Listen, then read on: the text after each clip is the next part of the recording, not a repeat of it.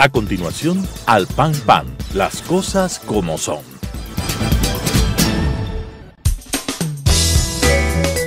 Clasificación B, bajo supervisión de un adulto.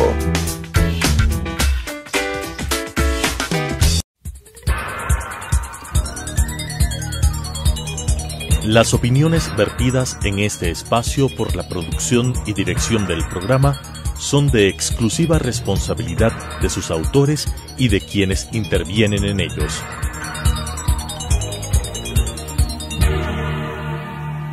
Telesucesos Canal 29 UHF presenta Al Pan Pan, las cosas como son. Coyuntura y calidad de la democracia con la conducción de Patricio Aro. Al Pan Pan, las cosas como son. Saludos a la gran audiencia de Telesucesos Canal 29, el canal diferente. Su servidor, Patricio Aro Ayerbe, les agradece por permitirle una vez más entrar en sus hogares y por acompañarle a decir las cosas como son. El país está en pleno proceso electoral y en plena campaña política hacia la presidencia de la República y hacia las curules que se disputan para la Asamblea Nacional. Entonces, nosotros vamos a analizar este tema porque este tema es muy importante y de coyuntura, ya que de esto depende el futuro de los ecuatorianos para salir de una crisis que ha sido agravada profundamente por la pandemia que afecta a la humanidad y obviamente a los ecuatorianos. Para tratar este tema hemos invitado a Mauricio Alarcón. Mauricio es un especialista en temas de ciudadanía. Es un especialista en temas de participación ciudadana y de democracia. Es miembro de la sociedad civil que dirige la Fundación Ciudadanía y Desarrollo. La Fundación Ciudadanía y Desarrollo es una organización de la sociedad civil que está muy activa en temas que nos preocupan a los ecuatorianos, que está trabajando en beneficio del progreso del Ecuador, del bienestar de los ecuatorianos y del mejoramiento de su democracia. Mauricio, bienvenido. Gracias por acompañarnos a decir las cosas como son. El país vive un proceso electoral en plena pandemia. Un gusto saludarte a ti y a la teleaudiencia del programa. Y efectivamente, como hemos visto en las últimas semanas, estamos en medio de un proceso electoral atípico, no solo por la situación de la pandemia, que nos ha afectado sustancialmente la forma convencional de hacer política, sino que además ha estado torpedeada por incidentes tanto en las instituciones electorales como en los organismos políticos, las organizaciones, partidos y movimientos políticos. Esperemos llegar al día 7 de febrero con un proceso electoral lo más justo, libre y transparente posible para que se garantice la voluntad de los ecuatorianos manifestada en las urnas. Pero ese proceso justo, libre y transparente al que hace referencia ya ha tenido problemas y cuestionamientos por la forma como se llevó la primera fase de él, es decir, en lo que se refiere a la calificación de candidaturas. Y se habla de que de alguna manera la cancha está inclinada, ya que después de la calificación o no calificación, esa minoría se transformó en mayoría que impidió la calificación definitiva de un candidato que sigue cuestionando el proceso. Posiblemente, y la confianza de los ciudadanos en las instituciones electorales está por los suelos. No me refiero únicamente a partidos y movimientos políticos que históricamente han gozado de la desconfianza de la ciudadanía, sino más bien en lo que tiene que ver con el Consejo Nacional Electoral y el Tribunal Contencioso Electoral. Sus erráticas acciones de las últimas semanas no han hecho sino generar mayor desconfianza en los ciudadanos, quienes sienten que estamos, no creo frente a una cancha inclinada, sino frente a autoridades que no cuentan con la capacidad suficiente para hacerle frente a un proceso electoral como el que vivimos. Tú has visto, Patricio, las demoras, no solo en organizar un debate electoral, que además se llevó a cabo de manera bastante atropellada a último momento en función de una fecha establecida en el calendario, sino las demoras en la aprobación de reglamentos o incluso lo tardío que resultó aprobar un protocolo para llevar adelante el proceso electoral en medio del contexto de COVID. En ese sentido, dado que estas autoridades en teoría nos acompañarán durante varios años más, lo más importante es que tomemos nota de los errores que se ha cometido para corregirlos de inmediato. No nos olvidemos que aunque parezca distante, estamos a pocos meses de iniciar oficialmente otro proceso electoral para renovar finalmente en 2023 a nuestras autoridades seccionales. En efecto, esa pugna que hubo entre las máximas autoridades electorales, es decir, entre los miembros del Consejo Nacional Electoral y los jueces del Tribunal Contencioso Electoral, provocó un enfrentamiento entre ellas por el supuesto incumplimiento de una sentencia del organismo contencioso que decantó en la destitución de 4 consejeros del Consejo Nacional Electoral. Desde luego, eso pesa en la confianza y o desconfianza de la ciudadanía que el 7 de febrero se convertirá en electoral. La sociedad civil, Patricio, ha venido haciendo sugerencias de manera permanente para mejorar el proceso electoral. Hemos venido nosotros enviando algunos detalles respecto de reglamentos, de resoluciones que esperábamos desde un primer momento sean tomados en cuenta. Lamentablemente, en la gran mayoría de casos no lo han sido. La experiencia de la sociedad civil en estos temas no es coyuntural, además. Recordarás tú que organizaciones como la que dijo Ciudadanía y Desarrollo, o como Corporación Participación Ciudadana o Grupo Faro, hemos trabajado juntos en procesos electorales anteriores. Hemos emitido recomendaciones, hemos emitido críticas con propuesta y se ha logrado corregir errores incluso sobre la marcha. No es lo óptimo, pero al menos es algo positivo. No obstante, en este último tiempo, por las condiciones actuales, desafortunadamente se ve que incluso un debate que tenía que recibir apoyo de la sociedad civil termina reducido a un consejero que organiza a un grupo de amigos para que pueda determinar preguntas, para que pueda determinar a los entrevistadores. Y pues simplemente el resultado, como hemos visto incluso a pocas horas de que esto se realice y pocas horas después de culminado, termina siendo bastante caótico. Y esto a la larga afecta nuevamente a un proceso electoral que no goza de la confianza de los ecuatorianos. En efecto, el debate que la ciudadanía y los ecuatorianos asistimos, porque fue transmitido por todas las cadenas de televisión y radio del país, era un debate que claramente se vio serias falencias. Más parecía el formato de un concurso de belleza que un debate entre candidatos a la presidencia de la República. Bueno, tú lo has dicho, no yo, pero yo preferiría hablar de un foro. Básicamente estuvimos frente a un foro presidencial. A última hora, incluso, como quizá la mayoría de nuestra teleaudiencia debe haber sabido, se cambió un formato para que todos pregunten y respondan y después se vuelva a preguntar y se vuelva a responder, en lugar de que haya repreguntas sobre la marcha. Lo que se busca en un debate es contraponer ideas, no solo entre los candidatos, sino que también se reciba cuestionamientos de los moderadores en función de las afirmaciones que se está haciendo. Estuvimos básicamente frente a un examen oral de aquellos a los que nos tomaban en la escuela o en el colegio, en el que el profesor te decía, ¿qué piensas de esto? O ¿cuál crees tú que es esta cosa? O entrégame datos de información, simplemente después veré qué calificación te pongo. Hemos estado frente a un debate por primera vez que no ha tenido la forma de debate y que tiene que obviamente pulirse en su metodología, en sus contenidos, para garantizar lo que busca incluso la reforma más reciente al Código de la Democracia, que es que los ciudadanos cuenten con elementos suficientes para votar. Si es que no hay un voto informado, si es que no hay una decisión consciente y debidamente fundamentada, caeremos nuevamente en demagogia y en populismo, algo que por desgracia incluso se presentó en muchas de las intervenciones de los debatientes en este fin de semana. Sí, en efecto, por responder a alguna de las preguntas improvisadas en mucho caso y sin la preparación adecuada, salían del estómago muchas respuestas, es decir, para demostrar que tienen o no tienen cierta facilidad de palabra para responder a una pregunta que salía de un sobre cerrado.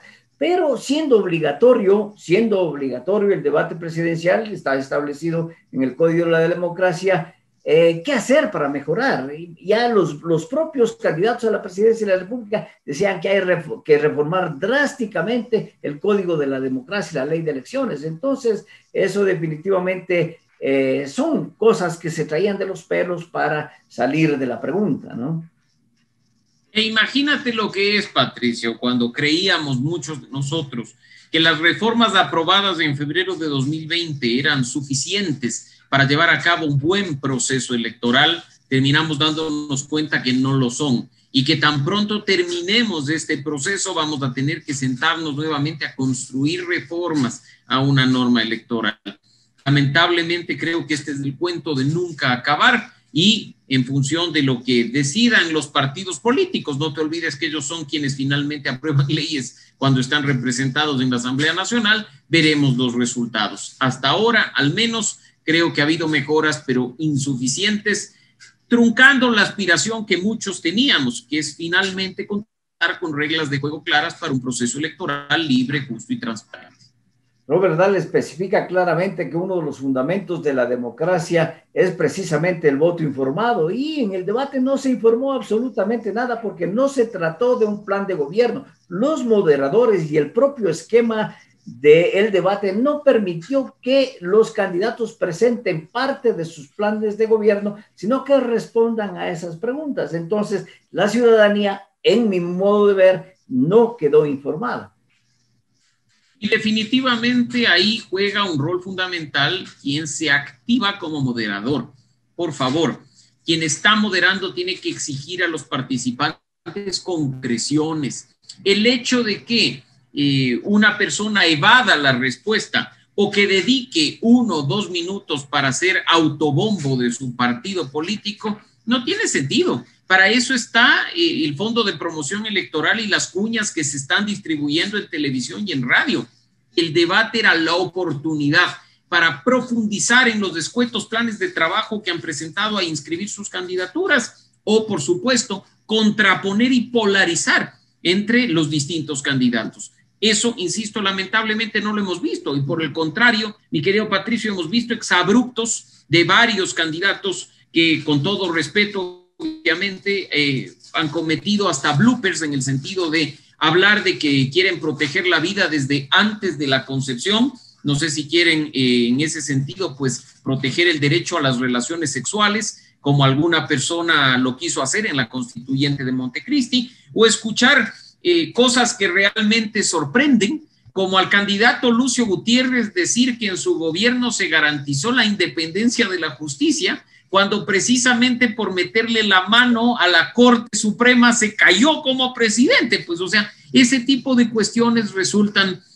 realmente sorprendentes en un debate que no cumplió con su objetivo. Por supuesto, otros candidatos creo que hicieron lo correcto, no solo se presentaron como buenos alumnos de sus estrategas, repitiendo en múltiples ocasiones los mensajes para que entren en la audiencia, sino que además manejaron guiones a la perfección y sin despeinarse, sin generar polémicas, sin contraponerse unos a otros, para tratar de aprovechar la presencia en medios y ganar algún terreno respecto de los votantes indecisos. 16 candidatos para un debate en realidad es demasiada gente, ¿no? No hay cama para tanta gente en un debate presidencial. ¿Qué hubiese pasado? El cuestionamiento que yo me hago, si es que se les ponía a los 3 candidatos que están liderando las encuestas. ¿Encuestas confiables o no confiables? Es mi pregunta. Bueno, lamentablemente, Patricio, más allá de lo que digan las encuestas, tenemos 16 candidatos. 16 candidatos que están ejerciendo su derecho de participar, su derecho a elegir y ser electos. Y pues lo que hay que preguntarnos es por qué se produce ese fenómeno. ¿Por qué estamos frente a una dispersión bajo tal cantidad de candidaturas? ¿Es que acaso hay organizaciones políticas que simplemente se activan para los procesos electorales y se venden o se rentan al mejor postor para permitir que una persona ocupe recursos públicos y trate de llegar al poder? Yo creo que por ahí está el problema. Y claro, el debate sería mucho más óptimo entre quienes en realidad tienen opción, incluso para aprovechar de mejor manera la dinámica y el tiempo. Pero lo cierto es que al menos en esta primera vuelta va a resultar muy difícil. Creo que para la segunda, que también se prevé un debate obligatorio una vez que arranque formalmente la campaña en el mes de marzo, veremos algo más dinámico, algo más de contrapesos entre unos y otros, y esperemos, por supuesto, que tengamos moderadores de calidad y buen formato, buen manejo, y por supuesto que esto no sea simplemente preguntas que, como vimos, hasta tenían errores, ¿no? Lo cual resulta realmente triste. Hay una tradición, no solamente en el Ecuador, sino en América Latina, de poner de moderadores a periodistas que potencialmente tienen una habilidad y un conocimiento periodístico, pero no tienen el conocimiento profundo de la política, ni son estudiosos de la política. Entonces deberían ir más allá en la búsqueda de esos moderadores, que en el debate anterior, no, en este que pasado, no dio lugar a que la ciudadanía se informe precisamente de los planes de gobierno de los candidatos a la presidencia. Ciudadanía que llegará al 7 de febrero en medio de una pandemia a sitios que potencialmente serían focos de contagio, Mauro. Y además debemos tener en cuenta en este contexto, Patricio, que hay un riesgo inminente de que haya ausentismo mucho más alto que en procesos electorales anteriores. El contexto de enfermedad hace que personas digan, no, yo prefiero pagar $40 de multa, pero no poner en riesgo mi salud, la salud de mi familia. Y eso creo que le va a hacer mucho daño porque no se han tomado las precauciones del caso para darle garantías al ciudadano para que acuda a votar sin mayor riesgo de salud. Además, ausentismo, más o menos del 20% que se ha venido presentando de manera recurrente en elecciones presidenciales, esperemos no llegue a superar el 30%, porque esto afecta la cantidad de votos que puede obtener uno u otro candidato, disminuye la legitimidad de su triunfo. Estamos viendo además que las encuestas evidencian porcentajes de entre el 20 y 25% para acceder a una segunda vuelta, con lo cual en realidad preocupa mucho el tema de legitimidad para que no se repita aquello que vimos en las elecciones seccionales, donde tuvimos alcaldes aquí muy cerca que fueron electos con el 13% de la votación, o el caso nuestro propio de Quito, en que el alcalde Jorge Yunda fue electo con apenas poco más del 20% de los votos, ¿no? Hay que trabajar desde ya, nos quedan pocos días para el 7 de febrero, en darle confianza a la ciudadanía respecto de su salud al momento de votar y hacer que la pandemia, más allá de sus complicaciones propias, no afecte ni distorsione el resultado electoral. Una de las medidas alternativas para evitar precisamente que los centros de votación se conviertan en un foco de contagio es alargar el tiempo de sufragio, es decir, desde las 7 de la mañana hasta las 7 de la noche. ¿Es favorable, es beneficioso, afecta, atenta contra la ley? Porque hoy todo el mundo se ha vuelto constitucionalista y legalista, ¿no? Entonces, frente a eso, ¿qué podemos decir? No es malo que los ciudadanos estén preocupados de la Constitución y de la ley, pero lo óptimo es que las autoridades entiendan que en un Estado de Derecho, aún existan circunstancias excepcionales, se tiene que estar al tenor normativo. En ese sentido, el tiempo nos da la razón para aquellos que creemos que las normas no tienen que ser tan reglamentarias ni tener especificidades como las que tiene nuestro Código de la Democracia. Imagínate que en un artículo se dice, las elecciones empiezan a las 7 de la mañana, y en otro artículo dice, las elecciones se cierran a las 17 horas. Entonces, si por A o B circunstancias se intenta modificar la hora de inicio y de fin de las elecciones, efectivamente estamos frente a un acto ilegal. Por mucho que diga la Procuraduría o quién sabe qué, lo contrario, lo cierto es que la ley tiene tantas minuciosidades como estas que terminan afectando un proceso excepcional como el que estamos viviendo. Ahora, ni siquiera pudieron o fueron capaces de ponerse de acuerdo al interior del CNE, Patricio, tú lo sabes, en el tema de los horarios. Se dijo inicialmente la semana pasada en horas de la mañana que se iba a establecer dos grupos, cédulas impares en la mañana, cédulas pares en la tarde. Y la gente por último reclama, pero se organiza. Pero 2 horas después sale el mismo CNE a decir que no ha dispuesto nada, que es simplemente un exhorto, una sugerencia. Eso genera nuevamente inseguridad, desconfianza, del ciudadano respecto del proceso, porque no sabe con qué sorpresa se va a topar. Mira lo que pasó con el tema de las pruebas PCR. No, todos los miembros de las juntas receptoras del voto necesitan llegar con una prueba PCR negativa, en palabras del viceministro de Salud en el Consejo Nacional Electoral.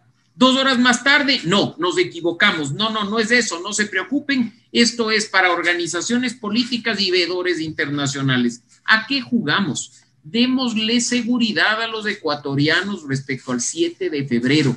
Demos las condiciones para que la mayor cantidad de gente pueda acudir a votar. No vaya a ser, insisto, que el ausentismo nos juegue una mala pasada. Ojo con ese detalle. Mauricio, y además del ausentismo empieza a haber una fuerte tendencia hacia el voto nulo. Eso afecta también a un proceso democrático. Indiscutiblemente. Y el voto nulo es un voto válido y legítimo. Claro. Está establecido en la norma y nadie dice lo contrario. La gente que no se sienta representada por uno u otro candidato, totalmente de acuerdo en que vote nulo. La última elección, la que tuvimos nosotros, recordarás tú, el 19 de febrero de 2017, contó con más, en primera vuelta, con más de 730,000 votos nulos, una cifra no menor. Y si a esa cifra además le sumamos que tuvo poco más de 285,000 votos en blanco, juntos más de 1 millón de votos. Ojo, son más de 1 millón de votos de un universo de votantes que llegó a la urna de casi 10.5 millones, Patricio. Estamos hablando que el 10% de la votación se va entre votos nulos y votos blancos. El 90% termina siendo votos válidos. Y si de ese porcentaje de votos positivos o a favor de una u otra persona empezamos a hablar de ausentismo, cuidado, insisto, y las cifras nos juegan una mala pasada. No me refiero a favor o en contra de determinado candidato, me refiero a la legitimidad que da a una persona candidata llegar al poder con el suficiente apoyo de los electores. ¿Qué sucedería si el voto nulo tiene mayor porcentaje que el voto que recibió el ganador de la primera vuelta? Bueno, hay una norma clara establecida en el Código de la Democracia respecto de los votos nulos y efectivamente se dice que si existen un número específico de votos nulos, pues tocará en definitiva llevar a cabo una nueva elección. Específicamente, para que tú tengas en cuenta en nuestra audiencia esa norma, es una causal de nulidad de elecciones cuando los votos nulos superen a los votos de la totalidad de los candidatos. Es difícil llegar a ese escenario porque no basta con que el nulo quede en primer lugar, sino que el nulo debe sumar más que todos los candidatos juntos. Un escenario poco probable, pero si eso llegare a ocurrir, que con toda seguridad puedo decir que no será el caso, se tendrían que declarar la nulidad de las elecciones. Imagínate tú lo que eso significa. Insisto, el voto nulo es un voto legítimo, es una expresión de la ciudadanía en las urnas, pero hay que tener cuidado respecto al rol que tiene que jugar el voto positivo respecto del voto blanco y el voto nulo en un momento en que, como he dicho, las elecciones no gozan de la confianza de la ciudadanía. Sin lugar a dudas, un proceso complicado y una decisión complicada también en la ciudadanía, o la vida o continuar con un proceso electoral, o me contagio de COVID o escojo adecuadamente al presidente de la República. De esta manera, con Mauricio Alarcón Salvador, director ejecutivo de la Fundación Ciudadanía y Desarrollo, sobre el proceso electoral y sobre el debate presidencial, hemos dicho las cosas como son, al pan pan. Las opiniones vertidas en este espacio por la producción y dirección del programa son de exclusiva responsabilidad de sus autores y de quienes intervienen en ellos.